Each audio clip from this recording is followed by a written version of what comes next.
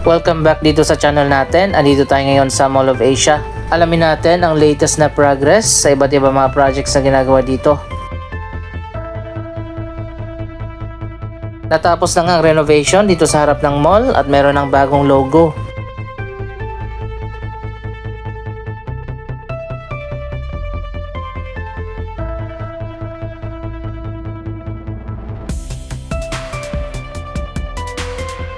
Dito naman sa kabilang side, nagsisimulan na rin na itayo ang isang bagong premium office building, ang 6 Ecom Tower.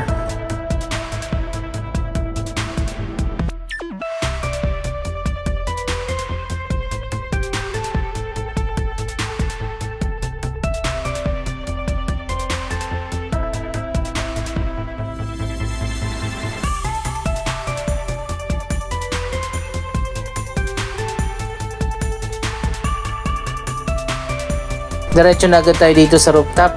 Ongoing pa rin na ginagawa ang football pitch, sky park at pet park.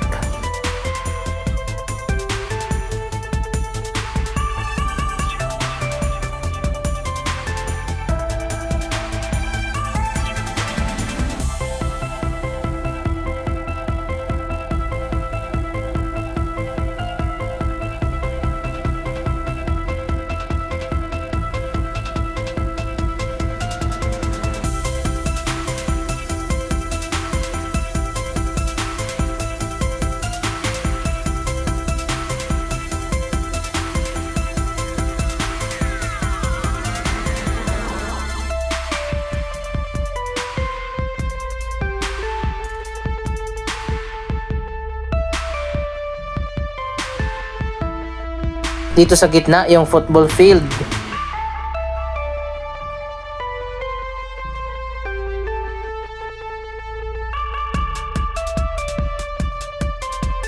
Mas lalawak pa yung mga bagong pasyalan dito sa taas ng Mall of Asia kapag natapos na ang mga proyektong ito. Mas nauna na nga na natapos at binuksan na ang South Wing Sky Garden.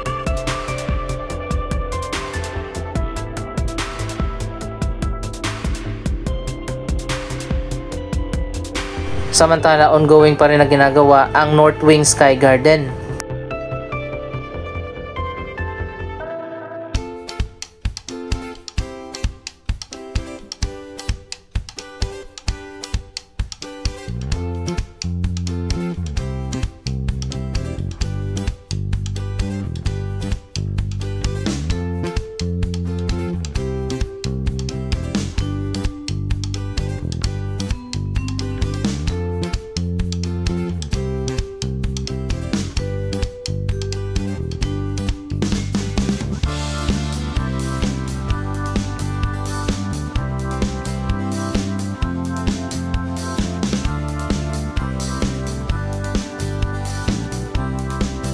Magkakaroon pa kaya ng stadium seating area? Katulad sa mga unang design na pinakita nila noon, o maglalagay nila ng bleachers sa football field? Abangan natin yan sa mga susunod na update.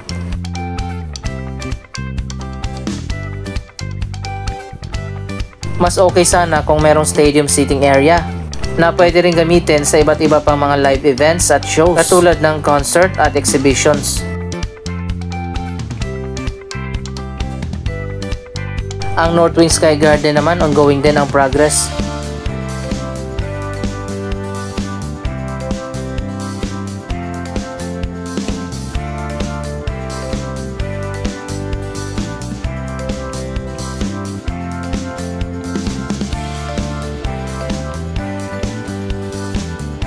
Andito naman tayo sa loob ng mall, ongoing pa rin na ginagawa ang bagong third floor dito sa North Wing.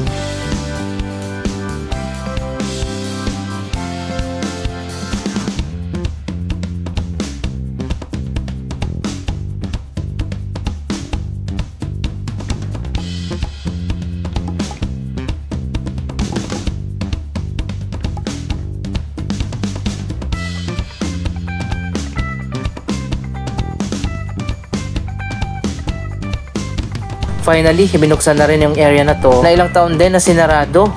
At ngayon nga ay pwede na tayong dumaan papunta doon sa entertainment hall.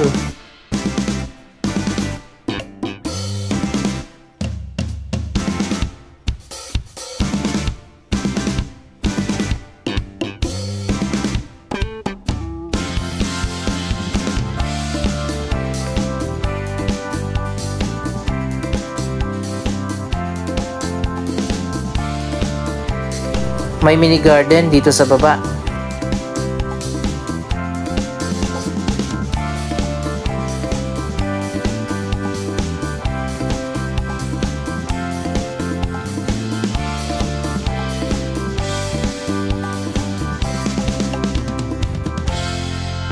So ayun guys, finally nakadaan ulit tayo dito after ng ilang years.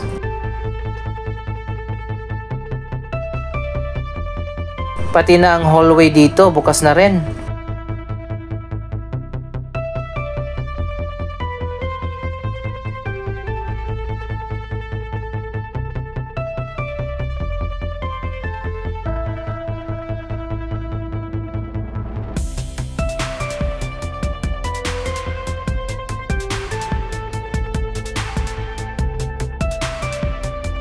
Samantala ongoing pa rin ang progress sa ginagawang bagong third floor.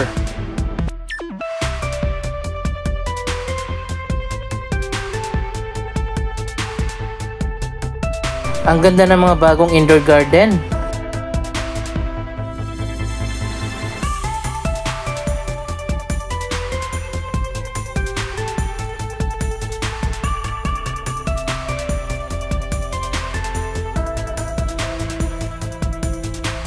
At eto na nga, pwede na tayong dumiretso dito sa entertainment hall.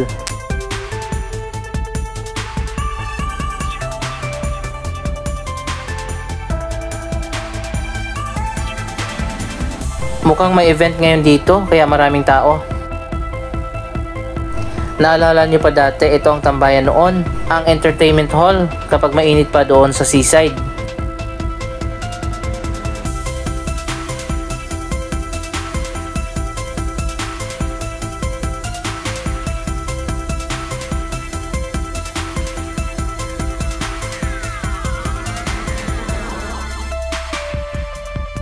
Off limits pa muna sa ngayon yung upuan dito.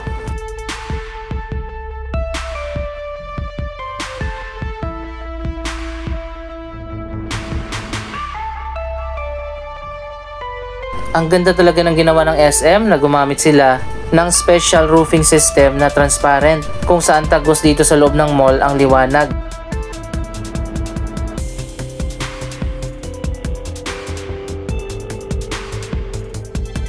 Dito muna tayo sa South Wing Sky Garden. Tingnan muna natin ang latest na progress sa isa pang project na ginagawa dito sa seaside, ang Mall of Asia Reclamation.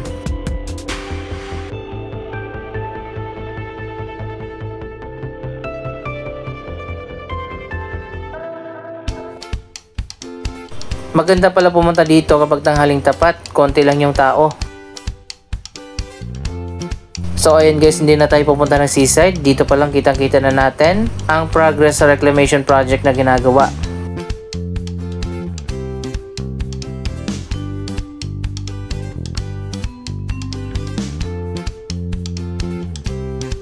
Pati dun sa dulo, nagsimula na rin ang pagtatambak.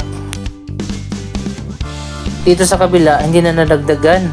Yung mas malawak na tambak dyan, yan ang Pasay Harbor City, nakatabi ng SM Prime Reclamation.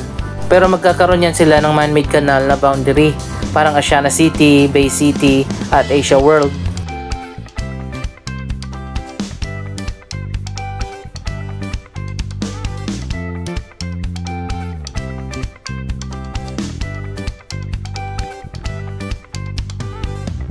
May bahagi pa dito sa South Wing Sky Garden na hindi pa binubuksan.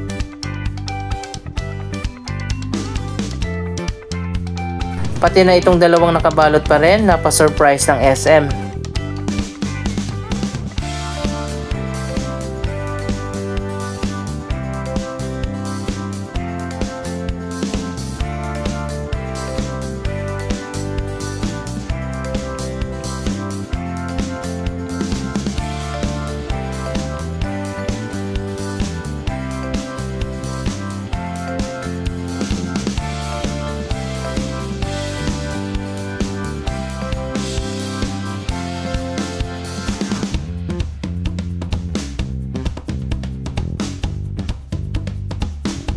Sana maging ganito din ang Sky Garden doon sa SM North EDSA. Siguro i-renovate nila yon kapag natapos na ang MRT7.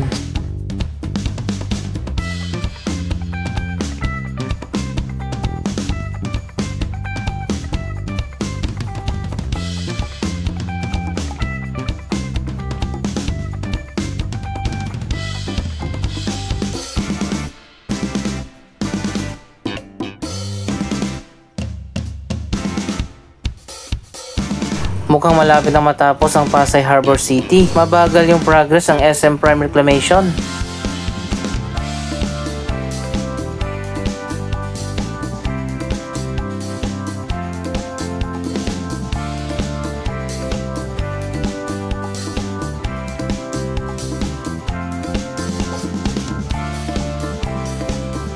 Isa pang bagong atraksyon dito sa Mall of Asia ang Game Park. May arcade dyan sa loob, bowling, billiards, at marami pang iba.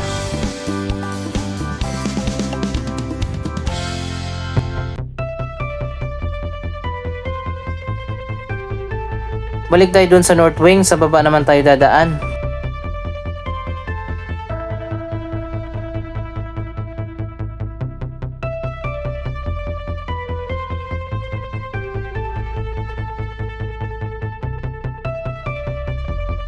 Ang dami na pala mga bagong restaurant dito na nagbukas na.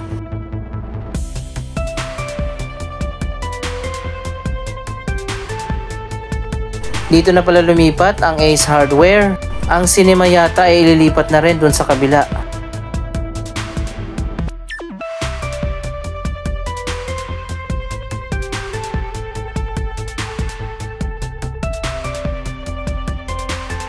Ang ganda na dito sa North Wing, hindi pa nga bukas yung iba't ibang mga stores at mga restaurant.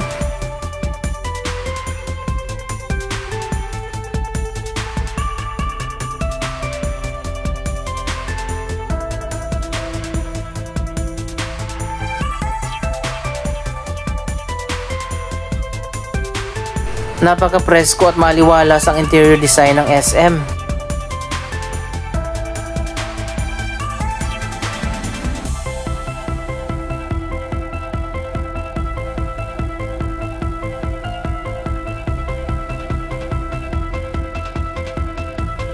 Malapad pa yung mga seating area.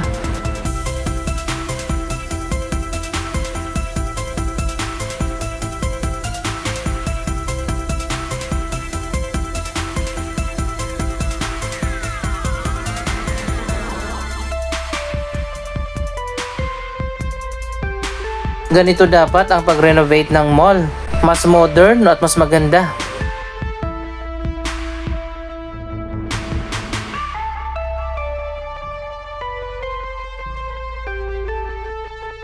Dito sa dulo ng North Wing, marami na mga restaurant at meron pang mga arcade.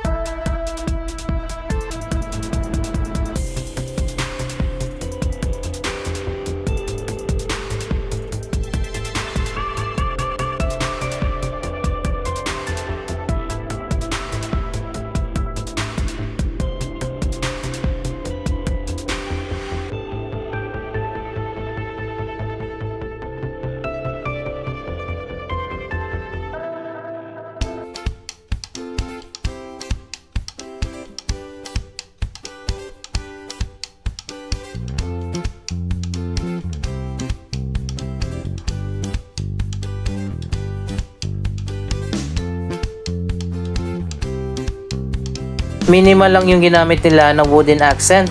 Hindi katulad sa renovation ng ibang Robinsons malls na tinodo ang wood design.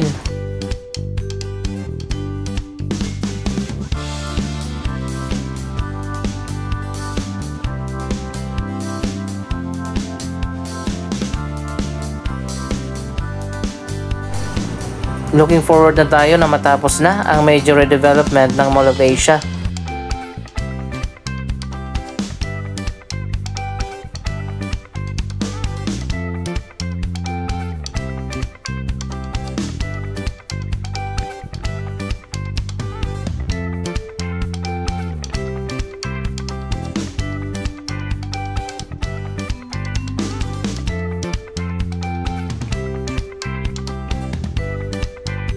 Anong masasabi nyo sa progress ng proyektong ito? Mag-comment lamang dyan sa baba ng inyong mga reaksyon.